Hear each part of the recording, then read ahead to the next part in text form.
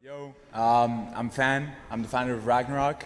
And I know today's title was game release, but basically our game demo is already live for the past 2 months. So on our website straight away. So what I'm about to speak to you about today is our vision of the metaverse and how we're different. Just before that, just a few words about me. I was in crypto since end of 2016, then went back to startup world, created 3 companies. The first one has failed, second is still running now, and I'm passive in there. And third one, I sold that 9 months ago.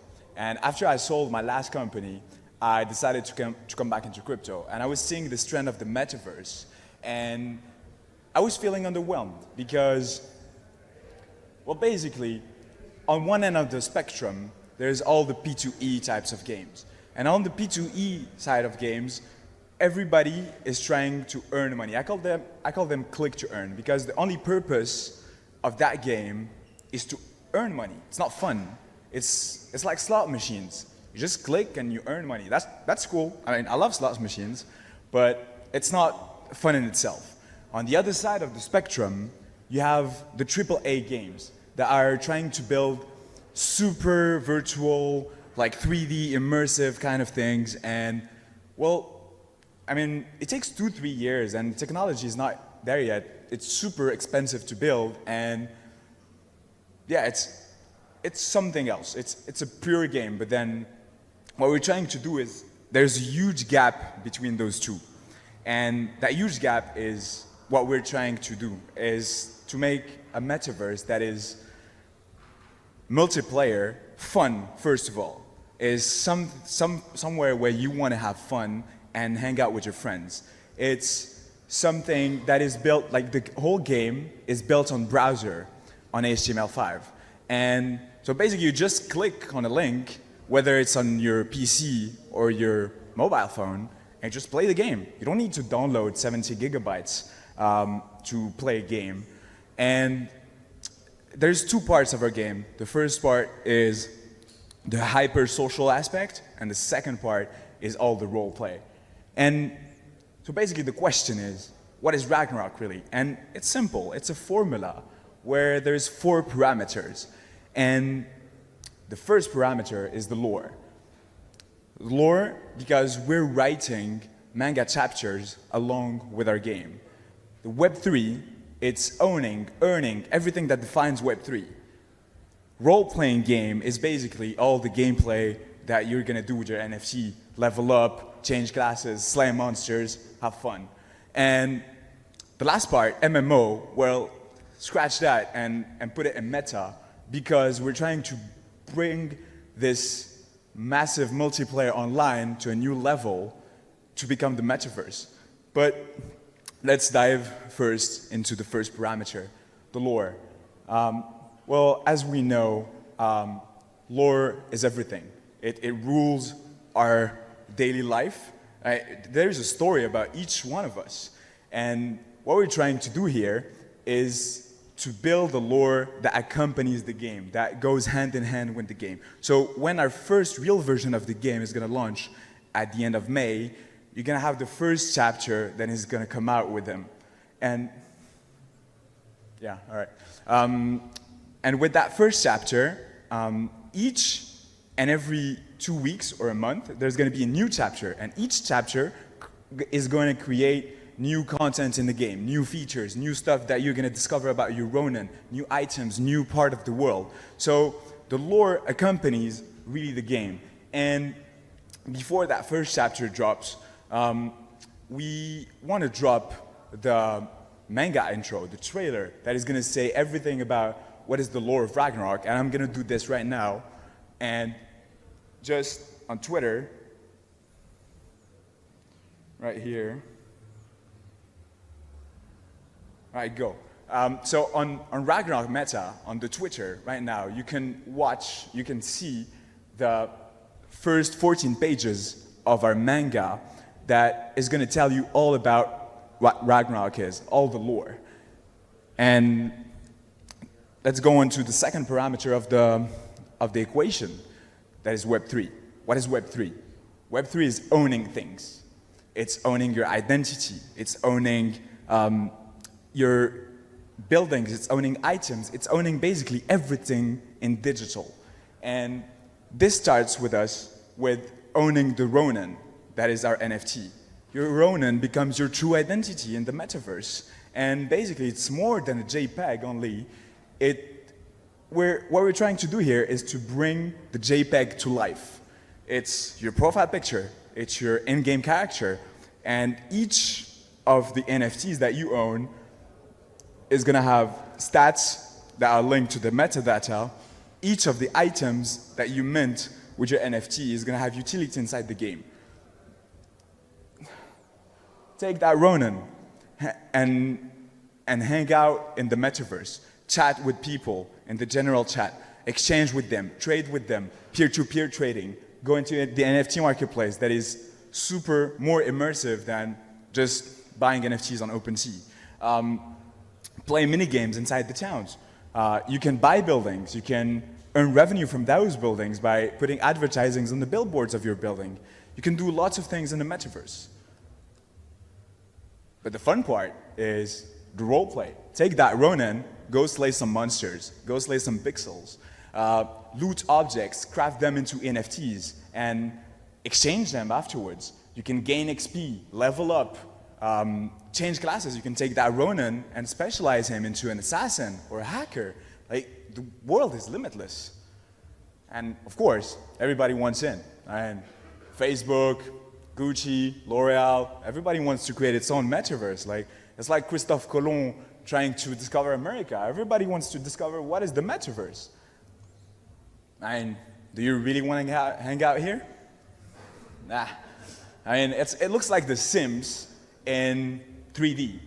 It's not, I mean, they're trying to do something that is today not possible. You cannot create something extremely immersive today. The technology is not here.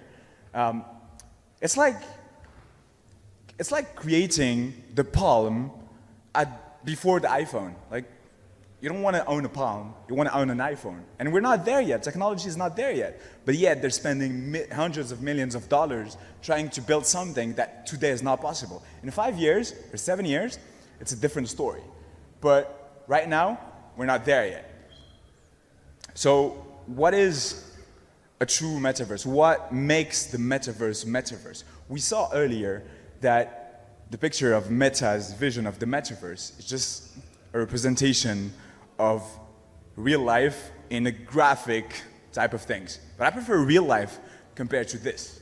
Like, if I want to hang out somewhere, I'm going to hang out in real life. So what makes a true metaverse a metaverse? It basically takes all the elements of real life. You hang out with your friends, you get a job, you earn money, you have fun, you go out, you do activities, and you even breathe. I mean, that's about real life. But then take that to a new level and do some crazy stuff. Like, go slay some monsters. I mean, you cannot go slay some monsters in real life. Go have fun, get some powers, learn new skills, and do some things that are not possible in real life. And that's what the metaverse is all about. It's not about being more immersive than real life. I mean, maybe in 10 years it's going to happen, but we're not there yet. It's about bringing what real life has to offer, so all the basic elements that compose real life, and add to them. But not only that, the metaverse is about interoperability. And do you want to hang out in a metaverse where you're all by yourself? I don't think so. So our vision of things is that you can come in with any NFT that you own and just hang out in our social place. And you can hang out with your Bored Ape, with your Punk, or with your hero from DeFi Kingdom. That's what we're trying to do. It's to bring something that is extremely open and hyper-social. And the real fun starts when you get a Ronin, because there's the social aspect of things, but there's also the role-playing aspect of things. And for the role-playing aspect of things, it's only going to be accessible for the Ronin. And the Ronin will be able to go and slay monsters. Basically, when you own an NFT, a token of the Ronin, you're going to be able to go experience the whole gameplay on Avalanche. You're going to be able to craft NFTs, you're going to be able to loot objects, and that metadata is going to be improved into with your levels, with your earnings, and with everything else. And basically, every and each of those Ronin that you see has stats, initial stats, and they all have different items that have utility inside the game. So basically, you can see that ape with the lightsaber. You're going to have that lightsaber in the game, and you can go and view some monsters. You can, for example, that girl with the bubblegum. That bubblegum increases 50% of health regeneration inside the game. So each and every item that you mint with your Ronin have utility inside the game. So that's where the fun starts. I mean, already we have our game demo that is live and where people already do quests today. Like we had a quest yesterday, we had over 6,000 people just doing quests. There is no money involved and they were just having fun. And that says something about the fun part that is missing in the sphere. But the real fun is when you own your identity and go have fun with it and evolve it and own things that you get inside the game. Basically, in our minting in 2 weeks, after that, what we're trying to do is not so much about, I mean, obviously we have a vision, and our vision is to create a Ready Player One type of metaverse.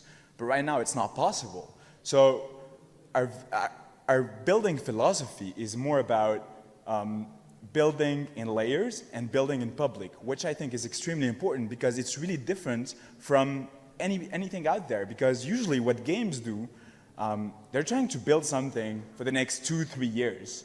And you guys know, crypto moves fucking fast. Like, it's fast. Like 2 years in crypto, it's 20 years outside. So do you want to build something in a silo and discover that in 2 years, and they discovered fire? No, you don't want that. You want to build in public and in layers. So basically what we're going to do is every 2 weeks, there's going to be new stuff to do in our thing. So in 2 weeks, you're going to mint your Ronin. And 2 weeks afterwards, you're going to be able to see it. 2 weeks afterwards, you're going to be able to play with it inside the metaverse. 2 weeks afterwards, you're going to be able to breathe it. And on and on and on. And we're trying to make something, this building philosophy allows us to be nimble and to iterate with the feedback of the community, because community is everything. And if we build in a more agile mode, we're able to iterate a lot upon their feedback and improve and evolve as a company. So what are we trying to do? We're trying to become a true metaverse. We're trying to build in public with the community. We're trying to build in layers things with them. We want to be fun, and we want to become the meta RPG, mixing socials and fun and roleplay. And it wouldn't be possible without our amazing team. And the team is awesome. We have 8 leaders that are each experts in their own domain. And so, for example, Peter has been, for the past 8 years, leading, designing MMORPGs, I mean, coding the MMORPGs. You have Ivan, who has been spending the past 5 years building game design, game mechanics of MMORPGs. And you have Sasha, that is an amazing artist. Squirrel, who is an amazing narrative designer. And each of these persons is an expert in their domain, and they're helping us a lot achieve what we're trying to achieve. And of course, as a team, Ragnarok is incredible, but as a community, we're unstoppable. The community is insane. They're posting, they create art, they engage constantly. They're making friends with each other. Like, each member of the community makes the core of Ragnarok, and that's how Ragnarok is so powerful, is because everybody creates a fun atmosphere, and the game hasn't even started. So imagine when the game launches. So there's I love each and every one of them. The team, the mods, and the core people of the community, like Ragmi King, for example. He's awesome. And there's just so much banter with each other. It creates something that is almost impossible elsewhere. It's building the metaverse together. Building together, growing together. That's what Ragnarok is all about. Thank you. All right.